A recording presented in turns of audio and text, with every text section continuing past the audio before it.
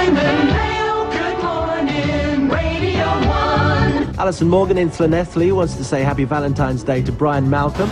And Claire Ellen from Hoddesdon in Hertfordshire would like to say, I love you to Stuart. Love is in the air, everywhere I look around. Valentine's Day, 1989.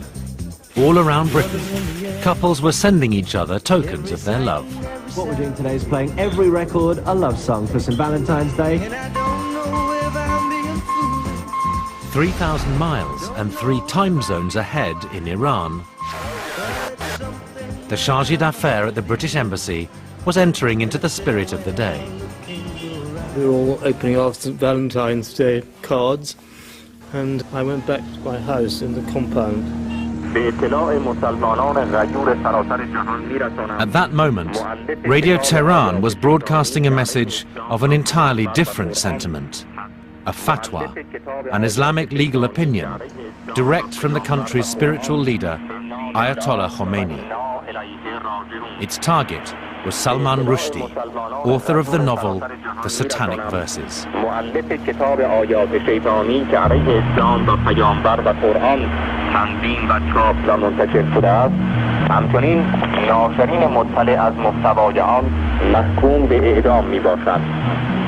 I didn't fully understand what was being said, but there was something about a fatwa, F-A-T-W-A, I think. I called the head of our Middle East department in London and said to him, I think you should look at the tapes. There's something like called a fatwa, and it's going to cause a lot of trouble. Back in Britain, the BBC's monitoring station just outside London picked up the fatwa and relayed it to its newsrooms. It came in as a piece of news on a wire service, and somebody said, oh, it's something interesting from Tehran. I'll be talking to him in a moment, and we've got him up, so we'll do him now. The Ayatollah's extraordinary attack and his virtual order to Shiite extremists to attack Mr. Rushdie was reported on Tehran radio this morning. And we rang him, and we told him that he'd been sentenced to death. The World at One broke news of it to Salman Rushdie. I asked him whether he was taking the threat to him seriously. I think I have to take them very seriously indeed. Will you be looking to the British authorities in any form for any kind of protection as a result of this? I think threat? I must. I think honestly, I've just heard the news, and obviously that is something I may well have to think about. My room was at the top of my house, and I went down the stairs several at a time and locked the front door and shut the shutters, and thought to myself, in a very strange way, detached way, which I suppose is only accounted for by shock, that I wondered how many days or hours I had left to live. Within hours, Rushdie would disappear into a world of safe houses and secret locations, accompanied everywhere by round-the-clock special protection, a way of life he would endure for nearly 10 years. What was it about this novel that pushed Rushdie's life to the edge and created an international crisis, the like of which has never been seen before or since? This is the extraordinary story of the Satanic Verses affair.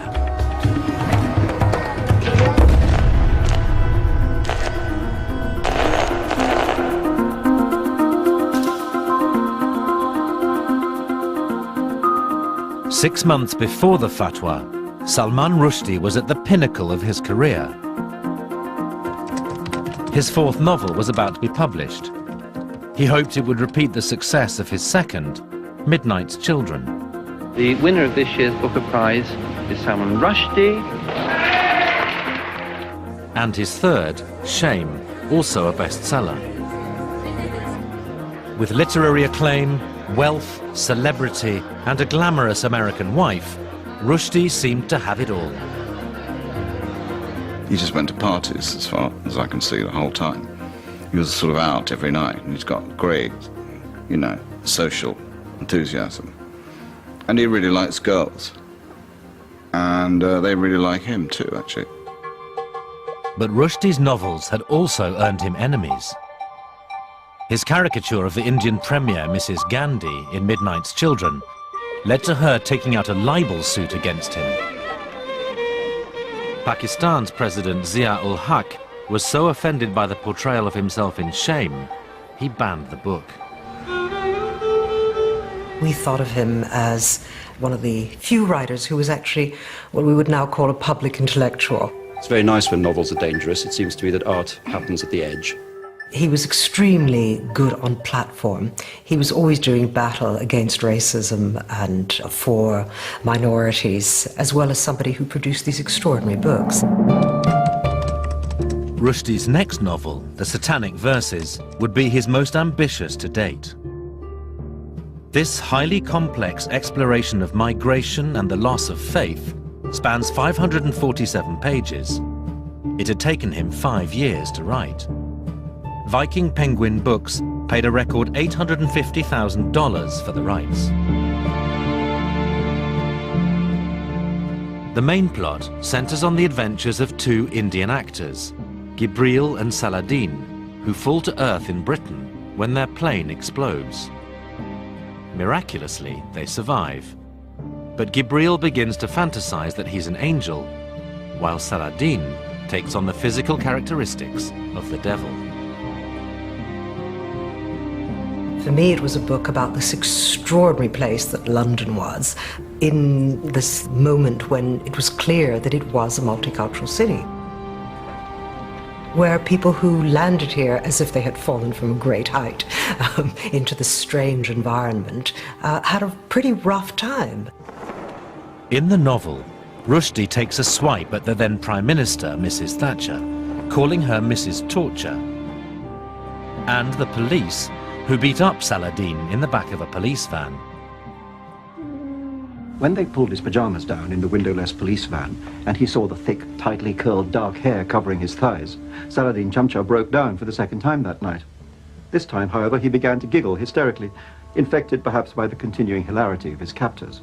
The 3 immigration officers were in particularly high spirits, and it was one of these who had debagged Saladin with a merry cry of "Opening time, Paki! Let's see what you're made of!"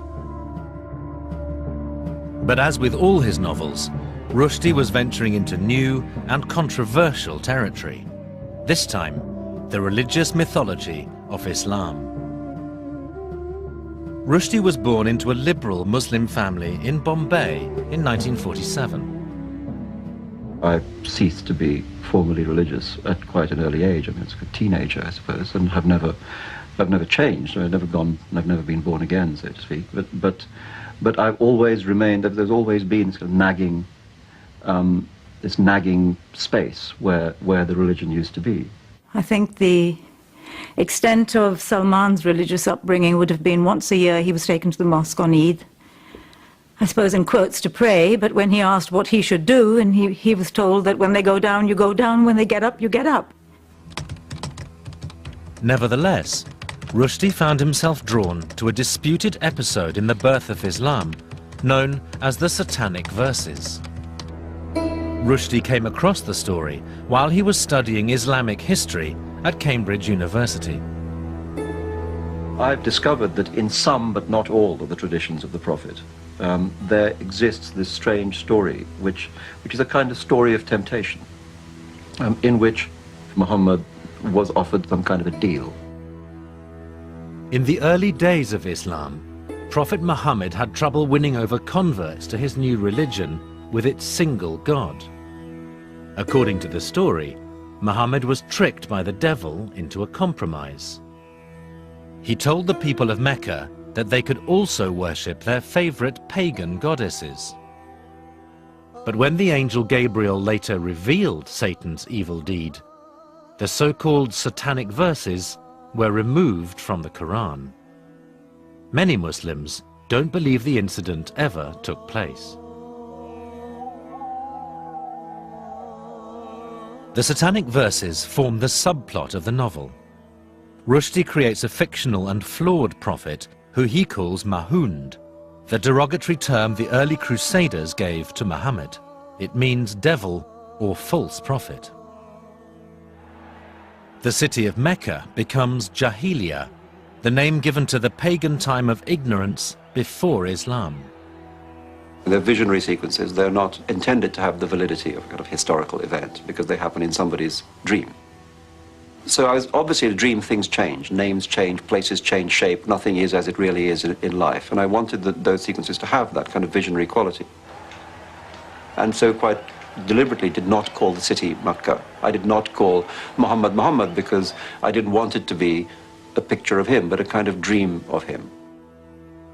It's not the first time a writer had questioned the divine nature of Islam, but none had been so bold as to use the contentious satanic verses as the basis for a novel. Rushdie sent proof copies to his friends and family to read. I found it impossible to not be afraid because the tradition, the orthodoxy and the fear of anybody pushing open those doors. I understood that it would be contentious, that he would make some people cross. I knew when I read the book that Salman was completely aware of stirring a controversy within Islam. It was mischief, and it was deliberate, magic, realistic mischief. What I said to Salman is, you'll be shuffling from TV studio to TV studio defending your views against the mullahs. And he said, bring it on. Events were about to move to Rushdie's birthplace, India.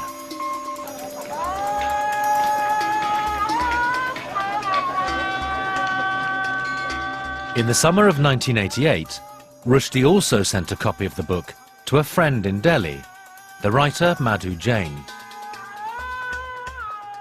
What was a bit strange was he was worried about how this book would be received in the United States.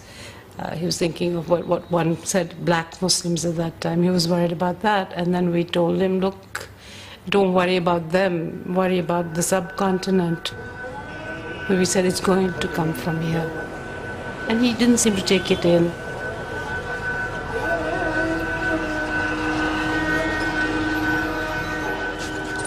Rushdie's publisher, Viking Penguin, had just set up a subsidiary in Delhi. The manuscript was sent to its distinguished editorial advisor, the writer Khushwant Singh, to consider publication for the massive Indian market. I went through the manuscript and advised against it, and for good reasons. I found two references in the novel which I thought would not be acceptable to the Muslims. One was about the Quran, and the other one was about the Prophet's wives. In one of the passages, Rushdie's deranged character, Gibril, dreams about a brothel called the Curtain. The Arabic translation is the hijab, the traditional Muslim head covering for women. The brothel's 12 prostitutes take on the names and the personalities of the Prophet's wives. When the news got around Jahilia that the whores of the Curtain had each assumed the identity of one of Mahoun's wives, the clandestine excitement of the city's males was intense. The men of Jahilia flocked to the Curtain, which experienced a 300% increase in business. I'm an agnostic. I don't have any feelings about God or religion of any kind, but with no excuse whatsoever to have a brothel with the women named after the Prophet's wives. So that was sheer bad taste. Islam is based on the belief that the Quran is the direct word of God, revealed through the angel Gabriel to the Prophet Muhammad. In Rushdie's novel, one of his characters, Salman, suspects that the Prophet Mahound is making up the revelations to advance his own cause. Salman began to notice how useful and well-timed the angel's revelations tended to be, so that when the faithful were disputing Mahound's views on any subject, from the possibility of space travel to the permanence of hell, the angel would turn up with an answer. And he always supported Mahound. I suggested that unless they were taken out, I don't think there should be an Indian edition. Otherwise, there'd be no Penguin India left. I know the reactions of my Muslim brethren better than the Muslim-born Salman Rushdie. There's a well-known adage, you say anything you like about God, but beware of what you say about Prophet Muhammad. Unknown to Rushdie, Penguin backed down and abandoned plans for an Indian version. However, they were still planning to export the British version to the Indian market. In mid-September, Rushdie gave interviews to the Indian press. I had this sort of inside information and I put it to Rushdie and I asked him if he knew that Penguin India was actually not going to publish his book and that it could be controversial. And he was very surprised. He didn't know about it. And he said, I haven't heard about this, and it's a strange view of the world to think that a book can cause riots. I was actually a little surprised because, you know, coming from India as I did, I knew that the slightest thing causes a riot in India. So I asked him again, I said, but isn't the situation in India quite delicate? And he says, no. He spoke about why he'd written the book. I mean, he said, I believe that, you know, we need to discuss everything. Nobody is above discussion and criticism, and whether it's the Prophet or whether it's Islam or religion. Shrabani Basu's article was leapt on by a leading Indian Muslim campaigner. The moment I read it, I felt it was hot potatoes. He immediately lobbied government ministers and demanded the book be banned. I was concerned with this troublesome anticipation that this book is a bundle of troubles. They're going to set the country on fire. It's going to spill blood. And the sufferers will be ourselves. Therefore, I went and begged the government, please, stop it. Days later, the Satanic Verses was published in Britain to mixed reviews. Back in India, heated debates were taking place in Parliament. With elections looming the following year, the Prime Minister Rajiv Gandhi could not afford to alienate India's 100 million Muslims. The Indian government caved in and banned the book. Within weeks, India's action was followed by 10 other countries in Africa and Asia. I thought India brought some kind of shame upon itself by doing that. For Salman, it was not a good thing to happen because it kind of put it center stage on an international. It made other people take notice where they may not have. And I think it did start something. Before long, Muslim activists in India were warning their friends in Britain about the book. First to take action was the Islamic Foundation in Leicester. They photocopied the offending passages and sent copies to Islamic organizations, embassies and mosques throughout Britain. You'll find vast majority of Muslims may never have read the book. We got to know of the book through news reports, through Muslim publications, and through excitable discussions after prayers at the mosque. At that time, I did not read the book, but I read those paragraphs which were highlighted for me. But because some of my colleagues read it, and their response was that it is not a readable piece of material. It is insulting, it is abusive. I was very angry that someone brought up in an Indian Muslim family who must have known just how deep the love of the Prophet goes in Islamic families, how they're taught from a very young age to love the Prophet more than their own selves, their own families. This was not a work of simple imagination. It seemed to me to be a targeted attempt to vilify and cause outrage. One Muslim leader who did read the book was a Harley Street dentist, Hesham El-Asawi. I worked on it every spare time that I had, about 6 hours a day. It took me a record 3 weeks to finish, the hard going. It was hard going. I actually suggested to my friends that there should be a prize for people who finish reading the satanic verses. But Isawi was troubled by what he read. He wrote to Penguin and urged them to take action. I said, put a health warning on the book to say that this is a novel and has nothing to do with the historical events. That's all I asked for, because I thought this would have got us out of trouble. Isawi's prophetic warning went unheeded. A crisis meeting of Muslim groups decided to set up an action committee to press Penguin to withdraw and pulp the book and get the novel banned under Britain's blasphemy laws. We even wrote a letter to the Prime Minister at that time, even to the Queen. We thought that we was doing everything within our power to show our hurt to the people at large. And we felt that nobody was willing to listen to us. You have to go back 20 years to realize that how Muslims were treated, like dirt. Discrimination was going on, not only on the place of work, but in schools. People don't realize the powerlessness and helplessness the Muslim community felt at that time. British laws of blasphemy, as Muslims soon discovered, only apply to Christianity, and even then are hardly ever used. The Prime Minister turned their request down flat. The same day, the Satanic Verses scooped the Whitbread Literary Prize.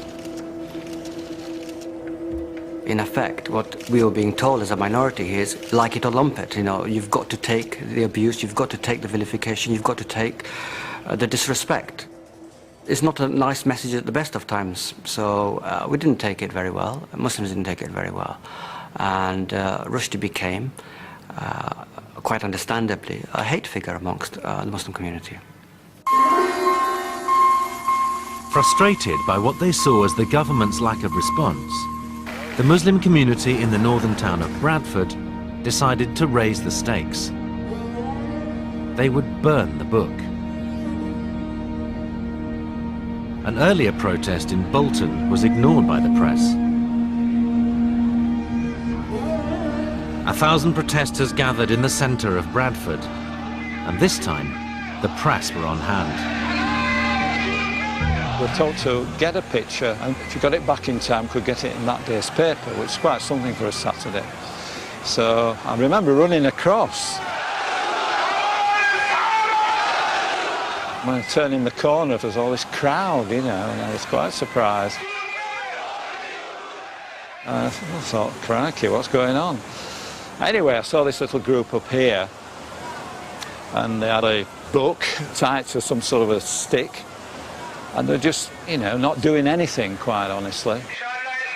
The main protest organiser was Liaquat Hussain. It was a very windy day, and we tried to set fire on it, and the wind kept, undermining us.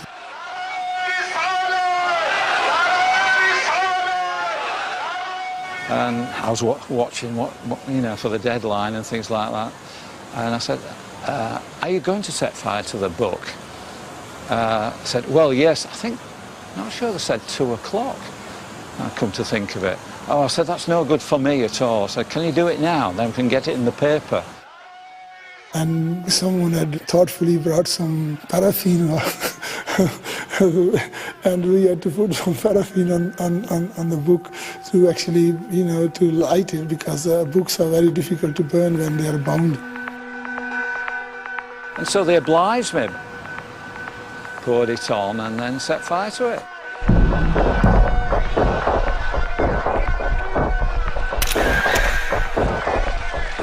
Happy event for me to do that, and I got the picture and ran back.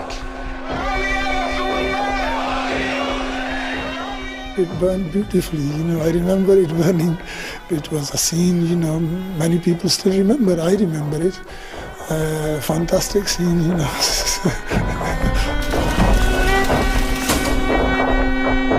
Britain finally woke up to a crisis that had been simmering for months. At that point, I thought, wow, this is the most serious multicultural episode that Britain has ever faced. I thought religion was dead and gone a long time ago. It personally took me by surprise that religion was rearing its ugly head at all. I personally was utterly horrified because my only notion of book burning was Nazis. We all knew, I think, Heine's comment about first you burn the book, then you burn the man. It was a horrific symbolic event. We was amazed to see that even the legitimate herd which we was presenting, the media then took it totally opposite, as if that we have done something totally wrong. Why have we burnt the book? So instead of getting a support, we was condemned.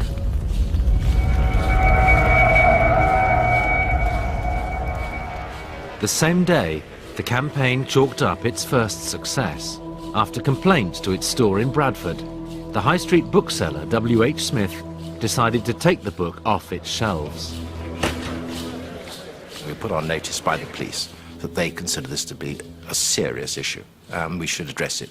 And I was extremely concerned at the time about the security of our staff, our customers, and we're running a commercial organisation, so if we actually find something that actually decides that people should not shop in our shops, then we ought to take it very seriously, and we did. As his friends predicted months earlier, Rushdie was forced onto the defensive. In a sense, is it a surprise that you've had the depth of reaction from the Muslim community? Certainly. I mean, the scale of it is a surprise to me, and also is a great distress to me. I think what's true about the book is that it does break a number of taboos, which, in my view, are very important to break. The first is the idea that Muhammad's life cannot be discussed as if he was a human being. Muhammad himself always insisted not to have divine status. And yet, nowadays, we're talk about him as if he was kind of perfect being. There are other taboos. There's taboos about the discussion of Islam as it developed as a historical phenomenon. So yes, I think it's very important if the culture of a religion is to have an intellectual life, that such things should be discussed. And of course, the people who wish to control thought, the thought police, that's who's responsible for this action, don't wish one to do that. Rushdie was now receiving death threats, and Penguin was targeted by bomb threats and hate mail. Muslim groups organised a massive rally in London, followed by a week-long vigil outside Penguin's offices. I have no doubt that the Islamic versus controversy acted as a catalyst, a galvanising factor to enable the emergence of a more confident British Muslim identity. Prior to that, we had been categorised along ethnic terms, whether we're Indian background, Pakistani, or Iranian, or North African. But these protests against the book brought us all together and helped forge the idea of a common faith identity.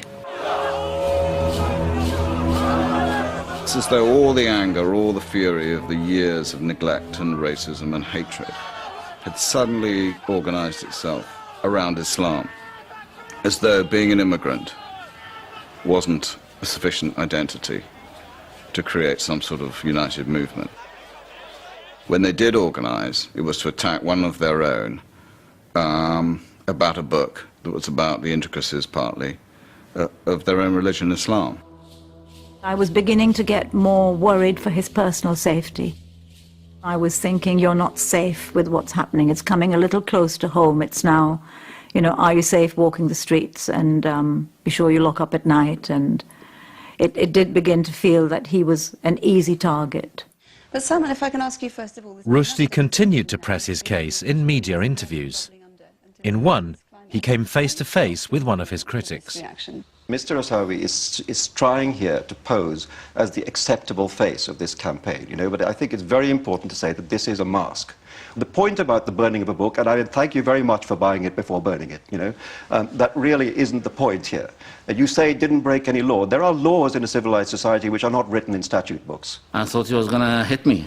The point is that the burning of a book always means the same thing. That's why people are so angry about it. But this is something you would condemn anyway, isn't it? You would actually condemn... No, but the fact is that the region keeps asking questions that has not been asked. On the way back from Birmingham, I noticed that he was sitting in the same carriage that I was sitting.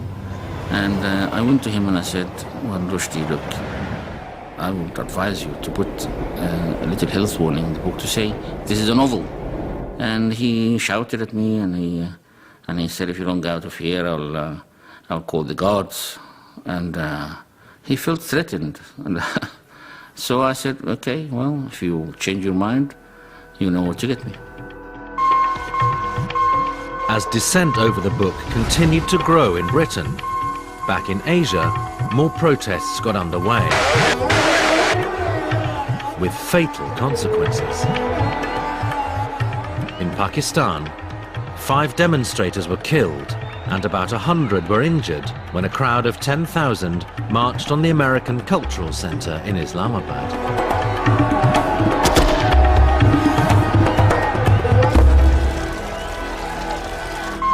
The deaths were brought to the attention of the supreme leader of Iran, Ayatollah Khomeini.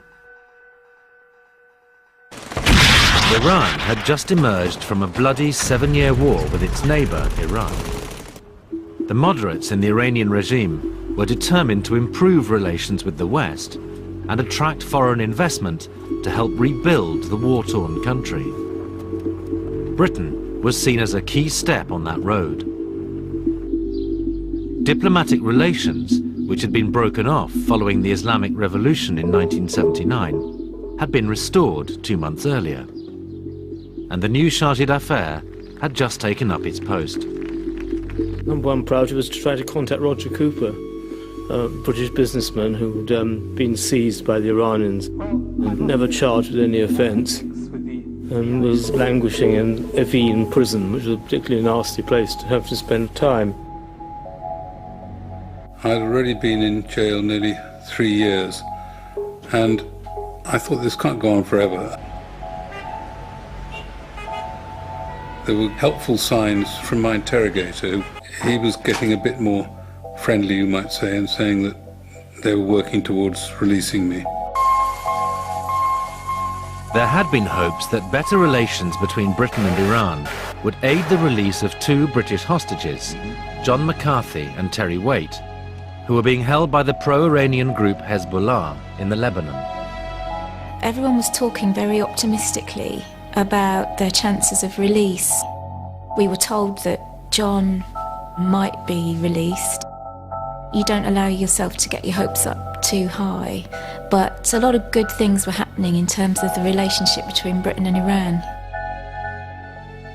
Terry Waite's captors had recently taken him to a new hiding place. They moved me to very nice quarters, to a private house. And they said, you'll be going home soon. They brought me good food, even wheeled in, for the first time, a video machine and said, you can watch videos if you want, and it doesn't matter, you'll be home soon. But all that was about to change. A British Muslim leader, the pro-Iranian scholar Khalim Siddiqui, and his deputy had been attending a conference in the Iranian capital, Tehran. As morning broke on the 14th of February, they were waiting at the airport for their flight home.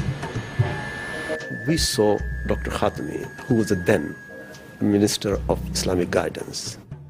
And when he saw Dr. Khalim Siddiqui, he went to greet him, and he said, Khalim, can I have a word with you? So they went to a corner and chatted. When he came back, Khalim Siddiqui, I asked, what were you talking? He said he is going to see Khomeini, and he was asking my view about Salman Rushdie. And I told him that, something drastic has to happen. Dr. Khatami left the airport for his meeting with Ayatollah Khomeini. The Siddiqui's flight was cancelled, so they went back to their hotel in Tehran. Several hours later, somebody came running. Dr. Khalil, did you hear the radio? I said, no, I don't understand Farsi, of course. He said, well, what happened? He said, Imam has issued a fatwa against Salman Rushdie.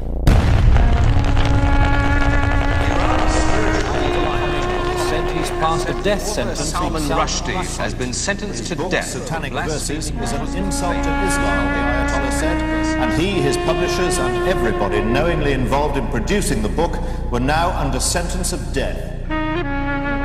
Khomeini's death sentence came as a bolt out of the blue. Never before, in modern times, had a government publicly condemned to death a private citizen of another nation. Rushdie hit back on the lunchtime news. It would be his last TV appearance for some time. It shows that this is the latest stage in a campaign that began with smears and vilifications and distortions of the book, which has escalated through all sorts of levels of violence. And frankly, I wish I'd written a more critical book. I mean, a religion that claims that is able to behave like this, religious leaders, let's say, who are able to behave like this, and then say that this is a religion which must be above any kind of whisper of criticism. I mean, that doesn't add up. It seems to me that Islamic fundamentalists could do with a little criticism right now. Nobody was taking the threat lightly. Several Iranian political exiles had been assassinated in Europe in recent years. That afternoon, a hastily arranged meeting at Scotland Yard made an immediate decision to give Rushdie Grade 1 special protection, the highest level of security. I remember it being a very easy decision to take. Here was somebody living in Britain who had done nothing illegal under British law, was subject to threats, which had to be taken very seriously, and the first thing to do was to protect him. So there was no question of sort of hesitation about that. Rushdie and his wife immediately went into hiding. I got a call from him saying that he wasn't going to go home, and would I go and get some stuff from the house and bring it to where he was. I went over there, and it was already strange. I mean, the door was opened by a special branch officer, and Salman was there with his then wife, and he was deeply shaken. I mean, profoundly shaken. Rushdie's 9-year-old son, by his first marriage, had just arrived home from school. I picked up the phone to the first kind of, scary voice down the other end of the line saying, "We know where you live and we're going to kill you soon." And I said, "Mom, I think it's for you," and gave the phone to her. In some ways, ironically, I thought, okay, lead up to the fatwa, I'd been really, really scared. And you think now, okay, well, at least something's happened. How silly. I thought, at least something's happened that's given him police protection. He'll be safe now, and it'll get sorted. And then he came and effectively to say goodbye. He was being taken away. We didn't know how far he was being taken, where he was being taken, and that was very scary because we had absolutely no idea on that day when we might see him or how. All around the country, Muslims were digesting the news of the Ayatollah's fatwa. My personal view is that perhaps death would be a bit too easy for him to get away with it. But I think his life, his mind is going to be tormented for the rest of his life as to what he has done, unless he asks for his forgiveness to Almighty Allah. I saw Imam Khomeini. I mean, he became a hero to me overnight. He was a man who did not live like the Gulf rulers. He didn't live in a fancy palace. He lived a very simple, very frugal life. Yet he was the supreme leader of Iran, and here he was, standing up for the honor of the Prophet Muhammad. It endeared him immediately to millions of Muslims the world over, including myself. The media descended on Bradford, where this view appeared unanimous. He's a devil, the true devil himself come to life. How many people do you think feel like that? We all feel like that, all of us. We are true Muslims, and you are true Christians. You will do the same as we are going to do. If I get the chance, or any one of my colleagues get the chance, we will definitely do what the Ayatollah says. We think that until he is dead, we won't leave him. I have not come across anybody who disagreed with the fatwa. I mean, I don't disagree. In fact, to say that you didn't support the fatwa at the time was almost as if you were betraying the Prophet himself. You were unwilling yourself to be counted. It was almost, if you didn't support the fatwa, there was something wrong with you, that, your faith was lacking. In reality, many Muslims didn't support the fatwa, but few dared to speak out. We should not be threatening him with violence, because it's giving us the wrong image, and that is not an image we want. But it's up to God what punishment should be given. I don't think anyone can claim that he should be killed or anything like that. Imam Khomeini was acting totally outside the religion of Islam. There is absolutely no support in the religion itself for Imam Khomeini's fatwa.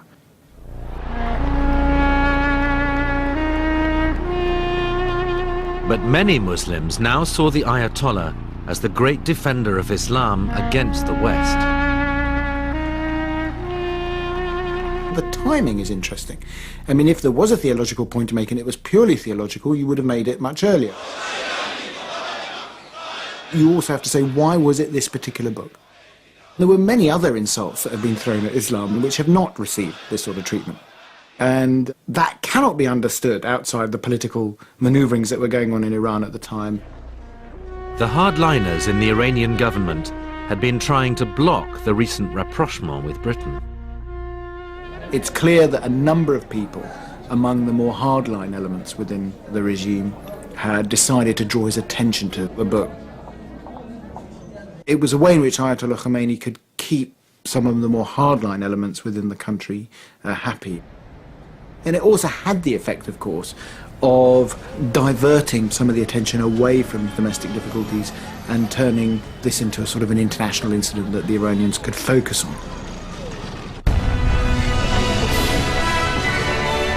Yesterday, the Ayatollah Khomeini said Mr. Rushdie and everyone involved in the publication of his book should be murdered. Now one of the Ayatollah's aides has offered £1 million to anyone who will do it. The crisis was escalating by the day. British diplomats in Tehran were told that a national day of mourning was underway to mark the deaths caused by the protests.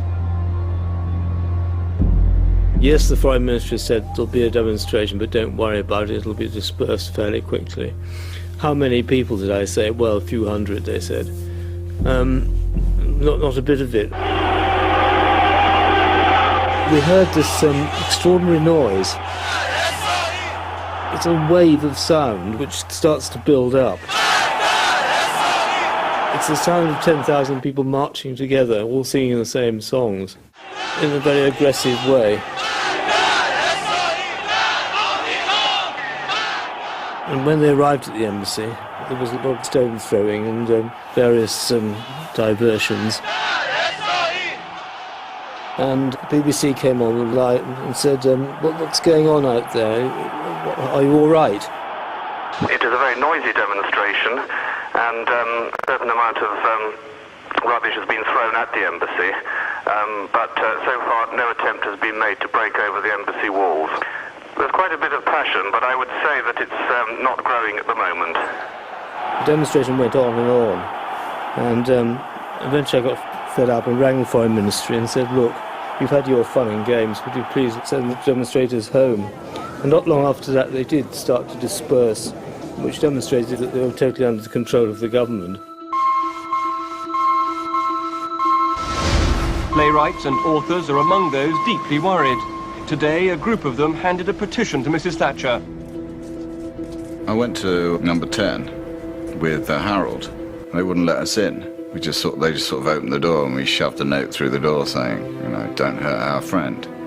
We urge you to denounce both the Ayatollah's command and the campaign of intimidation against Rushdie in this country, and to take up the matter with the government of Iran and Muslim leaders and organizations. Within days, Writers and human rights activists would launch a campaign to get the fatwa lifted and defend the right to free speech. The feeling was that unless we actually held the line somewhere, unless we made it abundantly clear that though these religious fanatics, wherever they came from, were making a statement about what their beliefs were, we should be equally strong in making a statement about what our beliefs were, i.e. that, you know, freedom of expression is the cornerstone of democracy and had to prevail. Worried about upsetting the recent diplomatic progress with Iran, the Foreign Office played down the affair.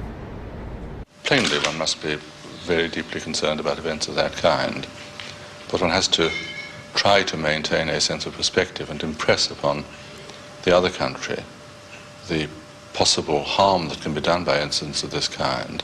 In fact, the Foreign Office was totally taken by surprise. I'd never heard of Salman Rushdie. I was just about to spend the weekend with a friend in Staffordshire, and I think I got the book sent up there, so that I was able to see it. Well, I went through it, looking to get the flavour. I couldn't begin to tell you what the storyline was, and I read enough of it to wreck the weekend, but be in a position to answer questions about it to some extent. I could see that it offended people, and Muslims are not the only people likely to be offended by it.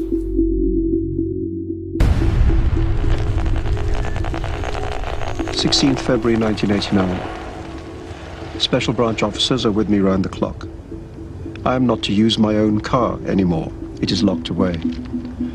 I am driven in armoured Jaguars. The windows don't wind down because they're over an inch thick. We stop for petrol, and I go to the toilet, and every head in the gas station turns and stares. We stay at a country hotel. They say things will be sorted out soon, and then I can go home. We go for a drink in a pub, and people come up to me and grasp my arm and say, "Are you all right?" They say to the police, "Look after him." I am very touched.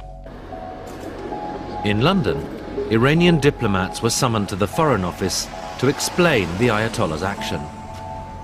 I remember them saying, "Why are you making such a fuss about this? This is just one of our apostates, and we have to kill him. I mean, what's the problem?" And that was a problem for us. They were perfectly capable of saying, "Oh, that murderer who came and killed him, we didn't send him." And in what sense did they not send him or send him? They'd created the atmosphere in which that person would have come. The Iranian representative agreed to a rare television interview to set out his government's position. The chargé, Mr. Basti, sat down and was very genial, cordial, welcoming, anxious to discuss it, because he was genuinely, I think, very puzzled by our reaction.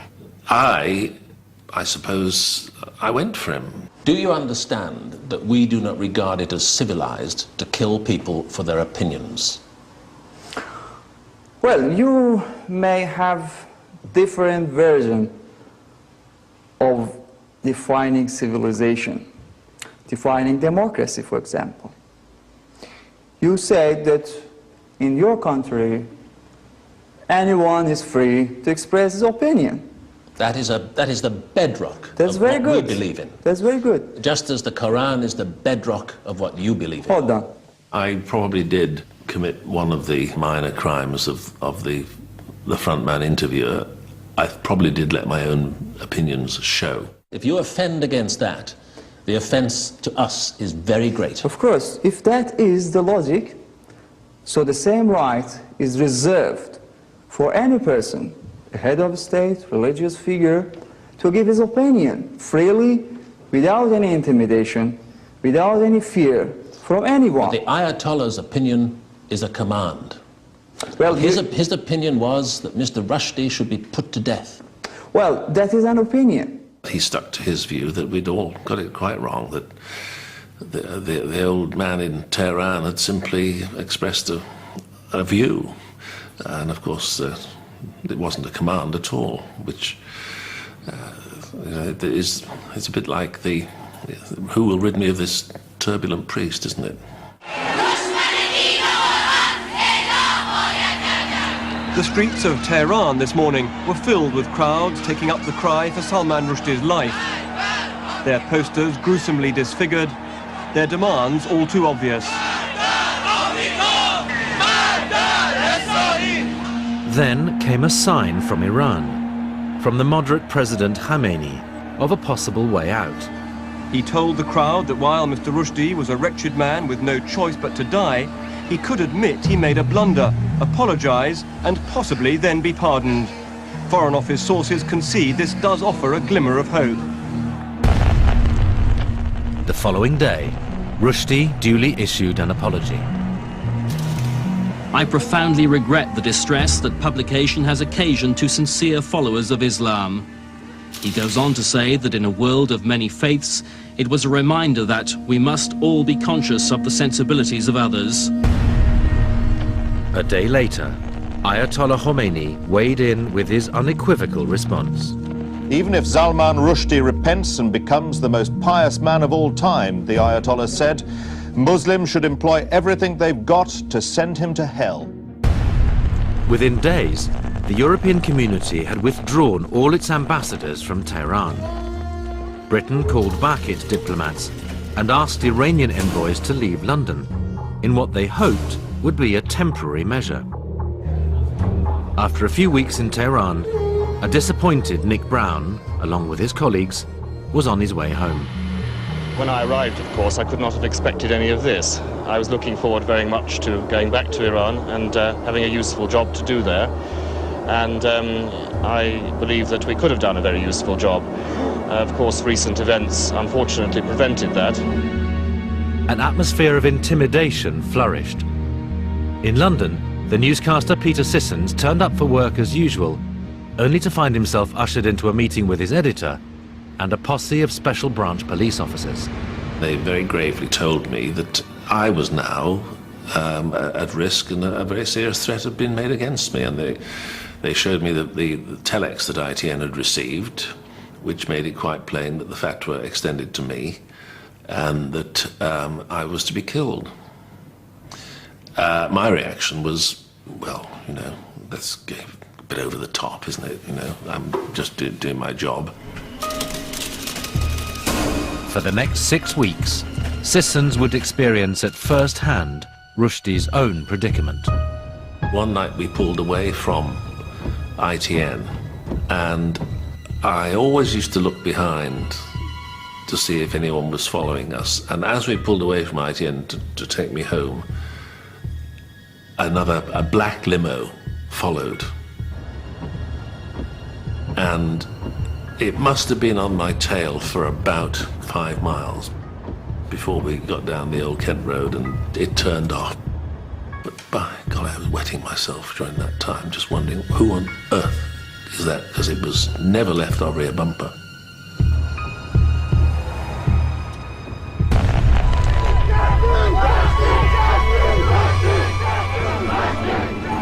End February 1989. Haven't written for a few days because things have been very tough. It's clear that there will be no quick fix. The TV is full of bloodlust. I'm not at the hotel anymore. I am in this unnameable place. There is weaponry everywhere, and by my side is a panic button that I am to hit if anything worrying happens. It is very, very cold.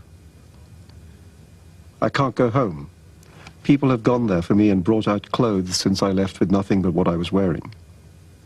I'm able to make a few phone calls, but I can give nobody the number and must not answer the phone if it rings. We do not know what horror may be coming our way. Britain was still trying to save its relationship with Iran. The Foreign Secretary, Geoffrey Howe, went onto the BBC World Service to distance the government from the book. The British government, the British people, had nothing to do with the writing or the publishing of satanic verses. We're not promoting the book. We don't agree with the views it expresses. The book, as I say, is offensive about our government and about our society, and we resent that. We understand why people of the Muslim faith, which we respect, resent what is said about their faith in the book. So all those things surely make plain that there is a huge distance between ourselves and the book. Well, one didn't want to give him a vote of thanks. we thought the same as many other people. Here is a man who comes from a world of which this is part, and he must have known more than anybody else the likely impact of what he wrote. So one was bound to say he must have realized this was going to happen.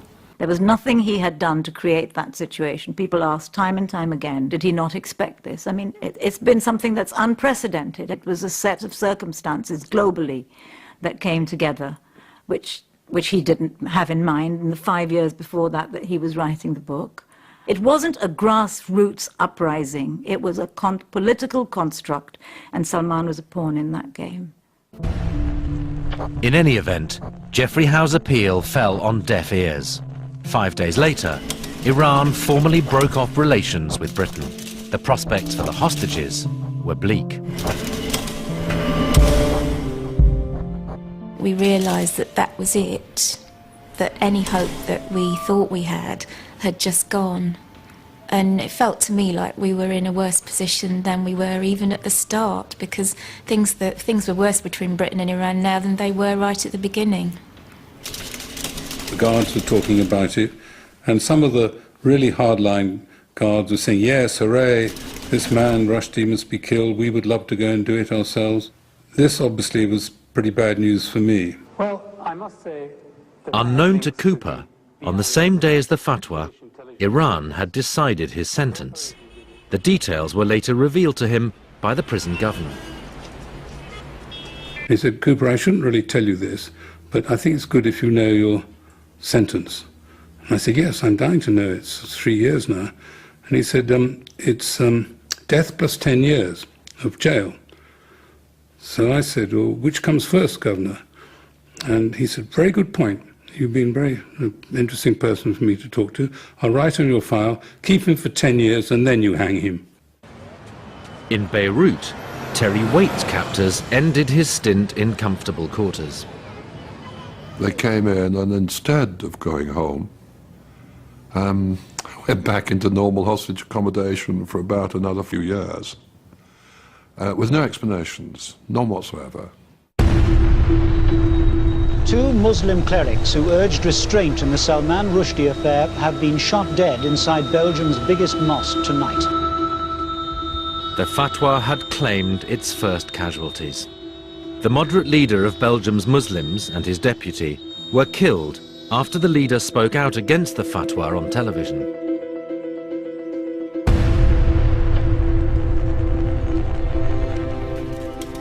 Rushdie's first months in hiding were marked by renewed threats against his life.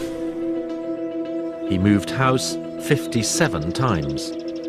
He usually didn't stay in one place for more than one night. Nobody could put up with that kind of stress, that kind of pressure, and being in that position. And I think he became paranoid. And indeed, you would be paranoid if you genuinely knew that Iranians with guns were chasing after you. There's a lot of people that have to be involved in every procedure that he would do. You know, when I was with him, then that would involve me as well. And 15 people every time you go out, and 4 cars, and some of them bulletproof and armored. It does mean that the places you're living in become kind of like a prison. And that, I think, was very, very hard for him to deal with, and is what would often get him down.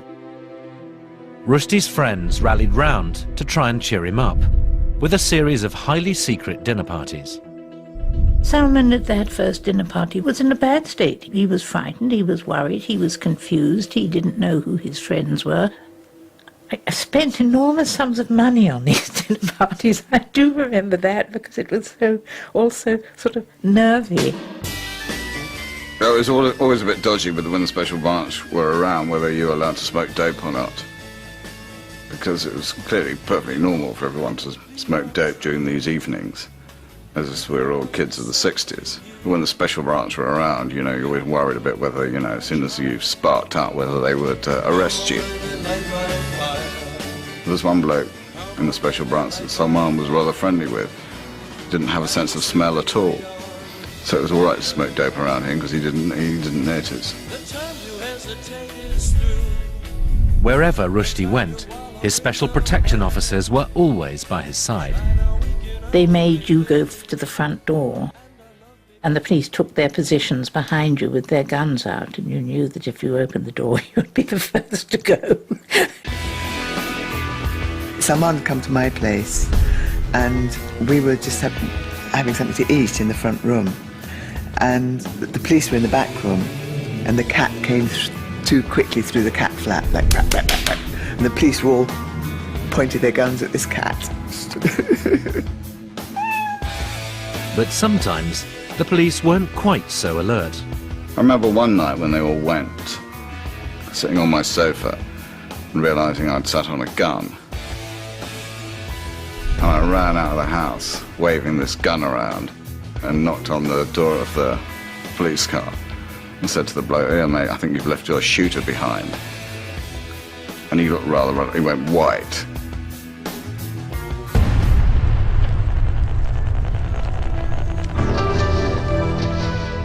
Rushdie's supporters and critics were brought face to face in a TV debate. I was called onto the hypotheticals program, and I thought that, yeah, one mustn't be cowardly about it. Farouk Dondi, can you see a film being made of the Satanic Verses? I can see a part of the Satanic Verses being transformed into a rather good film. There is the autobiographical piece, in which Salman talks basically about a character such as himself. And I think that the quality of invention in that section, in that dimension, is really lively and can make a spanking good cinematic story. Suddenly, Dondi was interrupted by a group of people in the audience. They started shouting at the other end of the table. I don't know if the camera was active then, but they started saying, "Kill him, kill him." Any reproduction of this book in any form whatsoever will entail death for the perpetrator, such as Mr. Dondi there, sort of. And I thought, crikey, is what I thought. Make sure it's the right person. Another participant was the Muslim convert, Yusuf Islam, formerly the singer Cat Stevens. He also supported the death sentence on Rushdie. He was asked if he would give him shelter. Yes, I'd tried to phone the Ayatollah Khomeini and tell him exactly where this man is. Would you go to a demonstration where you knew that an effigy was going to be burnt?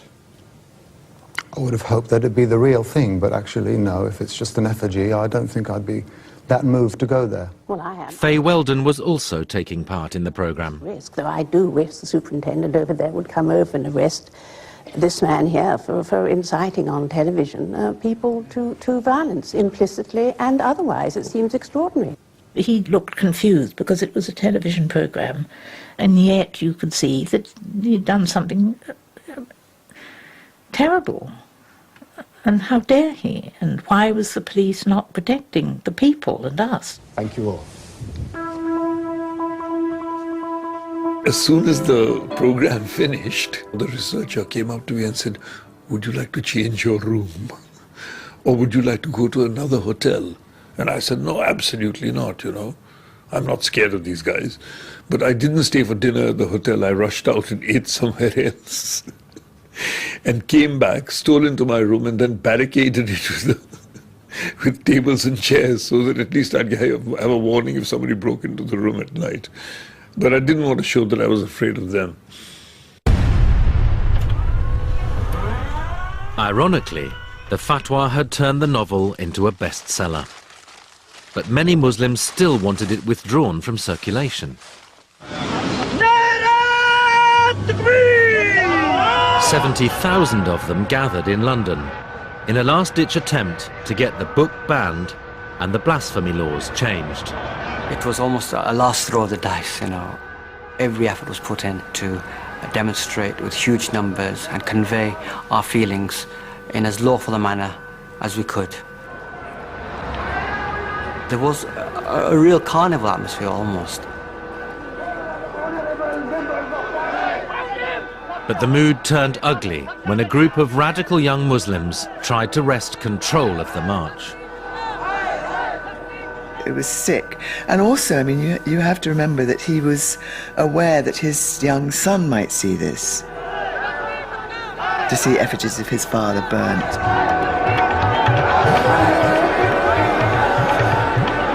I saw that, and that's pretty shocking. And it drives it home pretty hard. the whole thing up in flames.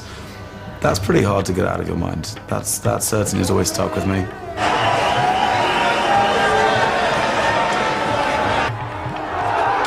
When the march reached Westminster, fierce battles broke out between Muslim youths and the police.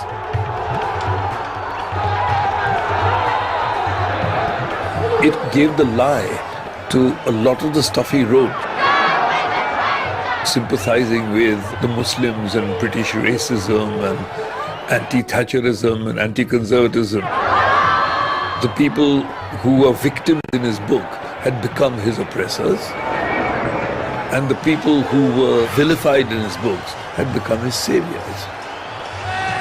But he couldn't see the irony of that, you know. He wanted to persist in being the champion of the Muslim immigrants from Mirpur, who were the ones who wanted to kill him. It was almost a high point of the whole Stalinist versus controversy. We quickly realized that, you know, this book was not going to be pulped. The British government had no intention of extending the blasphemy law. You know, the Stalinist versus was here to stay. Iran is in mourning for its political and spiritual leader, Ayatollah Khomeini, who died last night. Seldom, if ever, can the world have witnessed such a display of mass grief. Sweeping aside the guards, the mourners took possession of the body of the man they called their father. Because Ayatollah Khomeini died, nobody had the courage or the political authority or the means, in a way, the theological means, to basically challenge this fatwa. The Ayatollah Khomeini took it with him to his grave, effectively. The fatwa was here to stay. The outlook for Rushdie was bleak. To make matters worse, by the summer of '89, the tide of public opinion and some writers were turning against him. He'd always been a controversial figure, and not always somebody who was totally liked by everyone.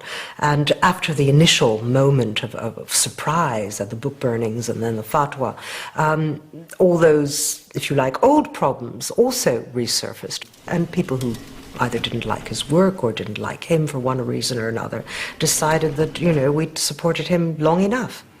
There was an enormous amount of racism around this, that he was an Indian, stroke, Pakistani, Muslim. He was not born in Britain. And what right did he have to have so much money spent on him?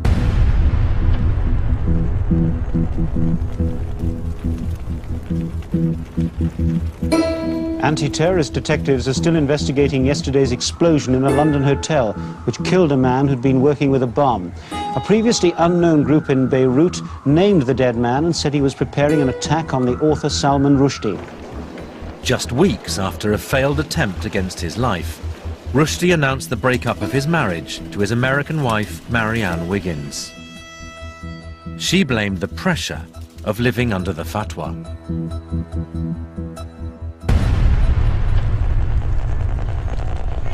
In September 1990, more than 18 months after the fatwa, diplomatic relations between Iran and Britain were partially and quietly restored. Rushdie was still in deep hiding, and he'd had no direct contact with the government. In a year and a half, nobody in the Foreign Office had made a phone call, never mind a meeting. You know, you're taken into police protection. It's something that's been on the front page of every newspaper of every country in the world.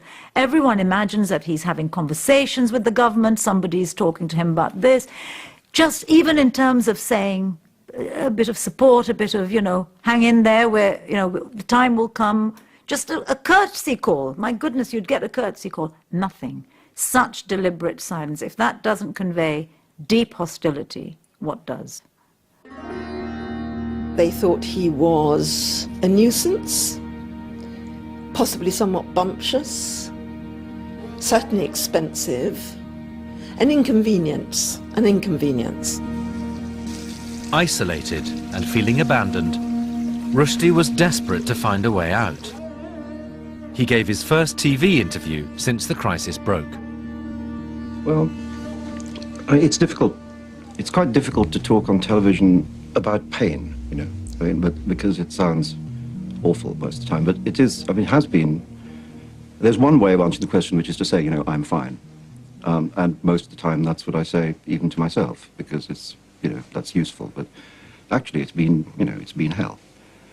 And there are great losses in it. I mean, for example, a thing that has always been of, you know, central importance in my writing is the city of Bombay. And, you know, God knows when I'll ever be able to go there again. Watching the programme was the moderate Muslim leader Hesham el-Asawi. I thought, what's this? I mean, this man claims to be an atheist.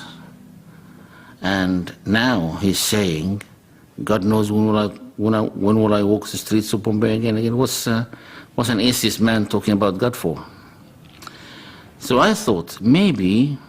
You didn't think it was just a figure of speech? I didn't think it was a figure of speech. I thought that he was genuinely saying that. It sounded genuine to me. Asawi called the programme and passed on his details. The following day, Rushdie called him back. And he would phone me almost every night for a pretty long time. I calculate about something like 60 hours of phone calls. Must have cost him a lot. Rushdie asked Asawi to meet him, but organising a meeting with a marked man was no easy matter. Special branch was involved in this, and they came and collected me from my home, and they nearly killed me through their procedures. They first took me to Primrose Hill. It was a cold day, and I thought I was going in a car, so I was lightly dressed. I didn't realize that I was going to be left in the cold, sitting on a bench for about 45 minutes until another car comes and picks us up from the other side, went to another park, and the same thing happened again. After a few hours, the police and their charge reached their final destination, a book warehouse where Rushdie was waiting inside. He was quoting various Muslim scholars and so on. And then I said to him, but listen, you really are arguing with these people, but you're not one of them. You're not on the same plane because you don't have anything in common. You're not a Muslim. He said, yes, I am. I said, what? You are a Muslim? He said, yes, I am. And he said it in such what appeared to me to be extremely sincere voice. Asawi devised a plan to help Rushdie to convert to Islam. He secured the backing of President Mubarak of Egypt and 6 prominent Muslim clerics. The clerics were invited to a meeting with Rushdie at the high-security police station, Paddington Green, on Christmas Eve, 1990. I recall one of the imams asking him if he is putting up a show in order to save his own skin. And Rushdie vehemently denied that he was. And he said, how could I? I would be losing credibility straight away with everyone. As a gesture of goodwill, Rushdie agreed to cancel the paperback, and the clerics accepted his conversion. Asawi arranged a press conference that same afternoon to announce the news. Materialism. Hello? Hello, Salman. Yes, hello. Well, we just started. We are on time. Good. Well, this is Rushdie down the phone. I'd wish to say that this is the community which is closest to my heart, and for me to come closer to it is, for me, a great source of joy. And I was happy to see that that joy seemed to be reciprocated. But Rushdie had told none of his friends or family about his plans.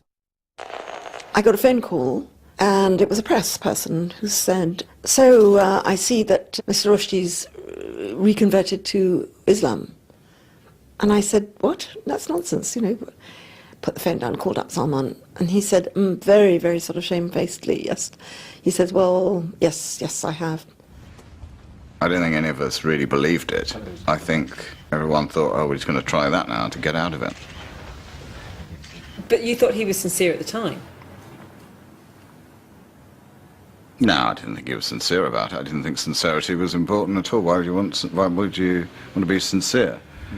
You know, you just do anything in order to get out of this terrible situation. You just say what you need to say and hope that these bearded ones will bugger off. And you have now effectively become a Muslim. What I have said is that in all my writing, I have moved closer and closer to an engagement with religious faith. And I have no quarrel with the central tenets of Islam, which is the oneness of God and the validity of the prophecy of the Prophet Muhammad. So you're a believer? I am able to accept the central principle of Islam. I mean, as I've been saying, I'm by no means a perfect believer.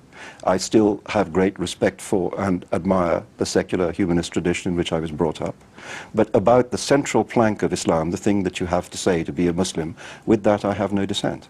So that effectively you are a Muslim? So that effectively, yes, I would now be prepared to say that. I remember him coming round to the house and me saying to him, do you want a moment to go and pray? And I don't think he found that funny at all. I don't blame him, actually. This was not the Salman that we knew speaking. It was a person under great difficulty, a person in a kind of breakdown. Rushdie's conversion was dismissed by Iran's new religious leader, who immediately renewed the fatwa.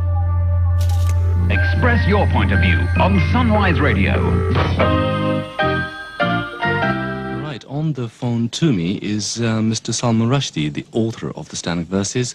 From his hiding place, Rushdie appealed directly to Muslim listeners on the Asian radio station, Sunrise. To say that a man is driven mad by his loss of faith and is destroyed by it doesn't seem to me to be an attack on the faith. It seems to me, quite the contrary, to be a moral fable. If you really expect any Muslim to believe your conversion to Islam, then you have to do all that is in your power to obliterate the book and not carry on to defend it as a text that was misunderstood. Frankly, we just don't buy it. No, I'm not. Rushdie had failed to convince his critics and divided his supporters. It was more than irritating, it was devastating. I mean, apart from anything else, I mean, I, looked incredibly stupid. I didn't really know what was going on. And, having to defend him as well. Rushdie's sister had been away when the news broke. The first thing, of course, I did was ring him to say, what the hell is this news? Is it a lie? And he said, no. So I said, have you gone mad? What are you doing this for? New Year's Day, 1991. Ever since I made my compromise with the Muslim scholars on Christmas Eve, I've been feeling sick. Sick at heart and in my stomach. This isn't me. It isn't me. I speak to my sister. She says, what have you done? Have you gone mad? One of the mullahs I met with is on TV vilifying homosexuals. One of the scholars I met with has written an article saying it's okay to slap your wife if she is disobedient. What have I done indeed? I repeat my reasons over and over. I wanted ordinary Muslims to know I wasn't their enemy. I wanted to argue the need for a better, more open, less repressive Muslim society, and thought I could do it better from inside the room. It all sounds like nonsense. It sounds like self-justification. This is the worst moment of my life. Sometime later, Rushdie announced his flirtation with Islam was over.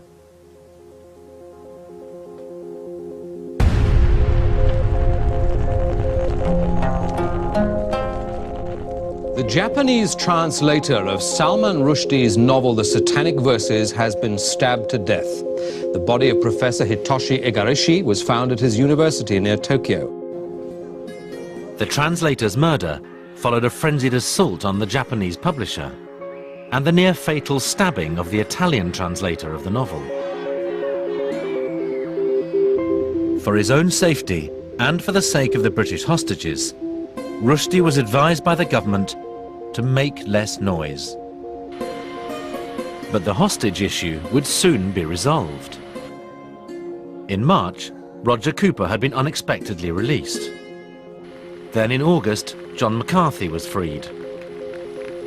3 months later, the last remaining British hostage, Terry Waite, finally arrived home. I can't say that I, would hold him responsible in any way for my being kept.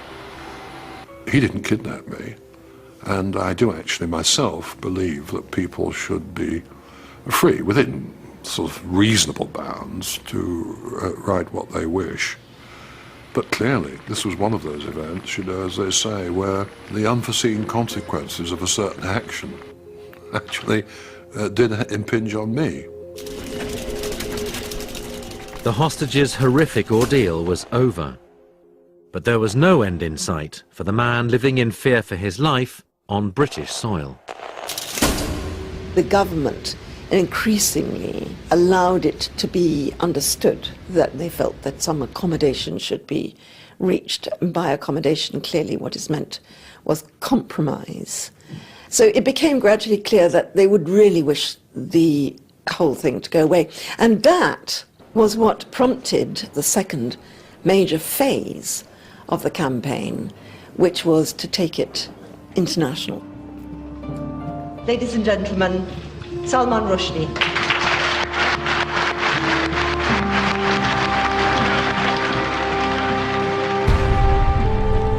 With the ever-present security by his side, Rushdie would frequently emerge from hiding to press his case in the centres of power.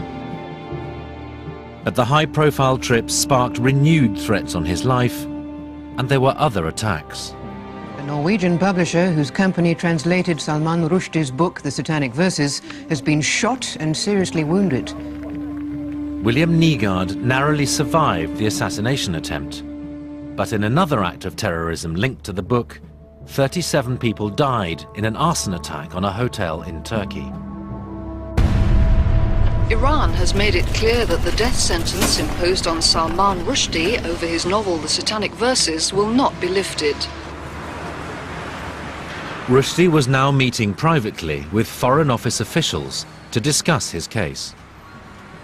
There is a moment here when we're trying to galvanize Europe into action, and there's vast sympathy out there, where they say, why is your government being so silent? Why is it one never hears a British minister speak up on this issue? Why is it the British government keeps its mouth shut when you're asking us to make a noise? Well, let me try and answer that. I mean, anybody who has been dealing at all closely with the subject of relations between the European community and Iran knows that the British have actually stood in the way of what quite a lot of other people wanted, which was an improvement, what we call a contractual relationship, which means an agreement between Brussels and Tehran. So I can give you a categorical assurance that actually the British have stood at times alone, in fact, against I know this. you said that to me before. Well, I've had to repeat that 2 or 3 times since we've been discussing it recently in Brussels. The feeling was that the government had played it low-key up till then, but this doesn't seem to be working. There wasn't any decrease in the level of threats coming from Tehran, and so the decision was taken to up the ante. After 4 years in hiding, Rushdie had his first official meeting with a government minister. Hello. Well, I just think I should say that was a very, very positive meeting. I think it was symbolically very important to be at the Foreign Office at last. And we were told by the government that they had decided to make a very substantial change of policy away from a softly approach and in favor of a much higher profile position on this issue. That meeting was quickly followed by a visit to number 10 for his first talks with the Prime Minister, John Major. Within months, the Foreign Office official Michael Burton went to Tehran to hold the first high-level talks with the Iranians on the affair. What they said was that they would not send any commandos, as they put it, to target Salman Rushdie. As regards the fatwa, for technical reasons it could not be lifted because it was a lawfully imposed interpretation. So what I was saying was, that's good, but it's not enough. It would take another 4 years of campaigning and a change of government both in London and Tehran before the deadlock would be broken. Voters in Iran have elected a relatively moderate cleric as the country's new president. In a surprise result, Mohammad Khatami overcame the hardliners who've controlled Iran since the revolution in It gave a new impetus and a new momentum to those within the regime who wanted to find a way out. And it also gave more of a momentum to people, obviously, in Europe and in Britain. But those who were, quote, we would describe them as moderates, had the upper hand, and therefore they ran with it, and there was a political will. One day I came home and my telephone answering machine was literally buzzing. And so I sort of picked up the messages, and almost before I could do that, the phone rang again. It was a newspaper reporter from one of the press agencies, sort of saying that they'd understood that the fatwa had been repealed. And I said, what? What are you talking about? And they said, yes, it happened in New York, just 20 minutes ago, or whatever it was. So I called Salman, of course, and he knew nothing about it. After months of secret negotiations between British and Iranian officials at the United Nations, a deal had finally been sealed on the fatwa. Francis de Souza and Rushdie were summoned to the Foreign Office the following morning to watch a live broadcast from New York. The government of the Islamic Republic of Iran has no intention, nor is it going to take any action whatsoever to threaten the life of the author of the Satanic Verses or anybody associated with his work. I almost couldn't hear the words, because I was so sort of nervous. And also trying to select in my mind those bits of it that would really make me believe that it was for real. Salman, as usual, listened very, very carefully, and at one point we turned and just absolutely hugged each other, and I have to say I probably very nearly burst into tears, but I didn't. Well, looks like it's over. Looks like it's over. There are some hardliners who say that the Iranian government doesn't have the power to lift that fatwa. Well, all I can say is that it seems that this has been done in Iran with consensus. There doesn't seem to be any opposition to it in Iran. There's one or two self-styled hardliners in England belonging to tin pot organizations who are saying this and that, but they're completely unimportant.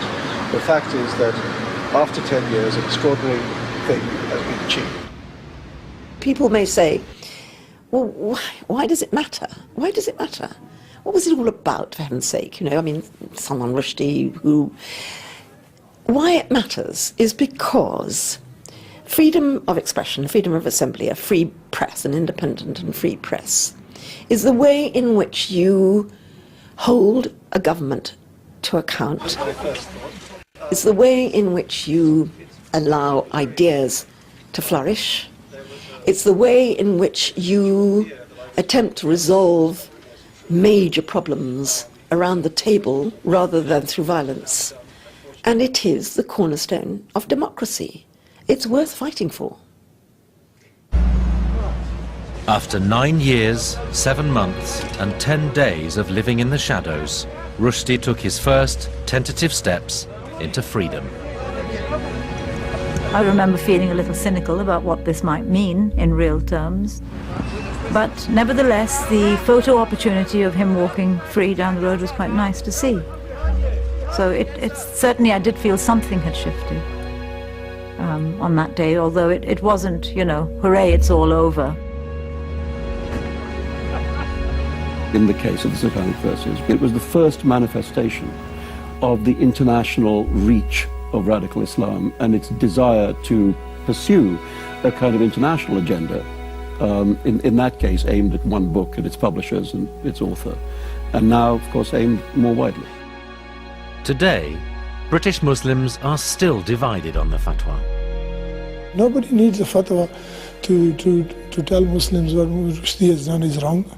We all know what is the punishment in Islamic law. We were wrong to have called for the book to have been banned. We were wrong to have supported the fatwa. The images it has left behind in the minds of many British people are very negative ones. I would like to think that British Muslims would now respond differently, that if they were faced with the same scenario, they would not call for the book to be banned. Instead, they would seek to contest it on the plane of ideas. In 2007, Rushdie received a knighthood for services to literature. The news was greeted by protests across the world, and there were renewed calls for his death. He's not defined now only by the fatwa. He's written books since that people are now beginning once again to talk about him as a writer and his work, and not only about the Rushdie affair as a political phenomenon, which I think he wanted most of all, and about his safety. Well, I think he may always be a target for some lunatic somewhere.